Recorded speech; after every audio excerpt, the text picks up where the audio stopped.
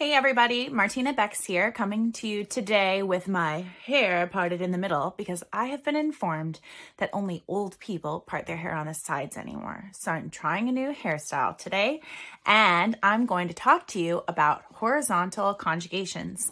So horizontal conjugations are a really simple and helpful activity that you can use in your language classes, and they sound really scary. So maybe don't tell students the name of the activity before you tackle it. But really what it is a way of looking at grammar in a contextualized, meaningful way.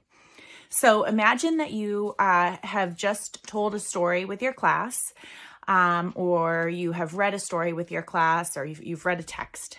So you have some text that you have that you've worked with together.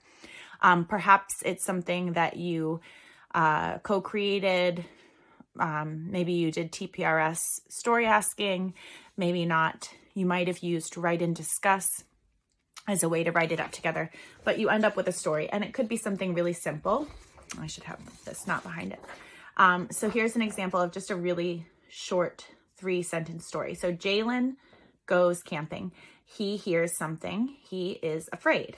Probably yours will be longer than that.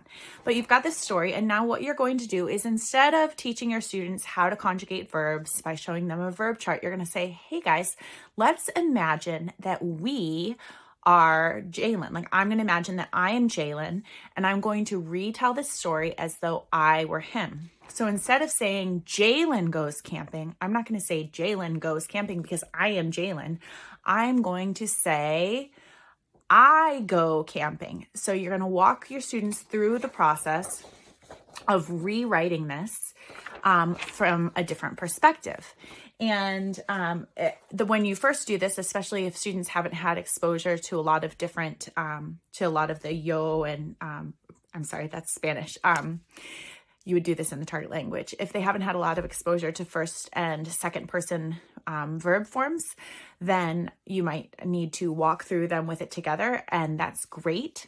But what I have found is that it's really beneficial if the first few times you do this, it takes a little bit more preparation. That activity you can do no prep. You just have the text up in class, you walk through and do the horizontal conjugation together. Instead, you take some time before class and write a different version of the text that you've already read. So say that you guys had told that you had read this story about Jalen in your class. Before class, you, the teacher, say you want to work with the past tense. Before class, you type it up in the past tense. So type it up. Jalen went camping.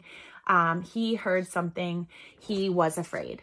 So then you show this to your students and you say, okay, guys, let's read this. Now let's rewrite it in the present tense. That way they're reading the new content, but what you're asking them to create together, what you're asking them to express, which is the harder thing than interpretation, is the more familiar text. So you show them this and you say, okay, let's put it right back. Okay, yesterday we said, we didn't say Jalen went camping. We said Jalen goes camping. So let's rewrite this in the present tense.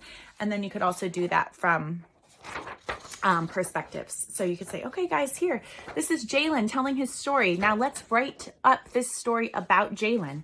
And really, they're just writing it in the way that they originally saw it. So that's a really easy way to scaffold, to provide scaffolding for horizontal conjugations if you've never done one before. If you want more information about horizontal conjugations, you can look them up on my blog, www.comprehensibleclassroom.com. Just search horizontal conjugations and you'll find a pretty comprehensive tutorial, but really easy activity. And there's ways that you can do it no prep, and there's ways that you can do it with just a little bit of prep. Have fun.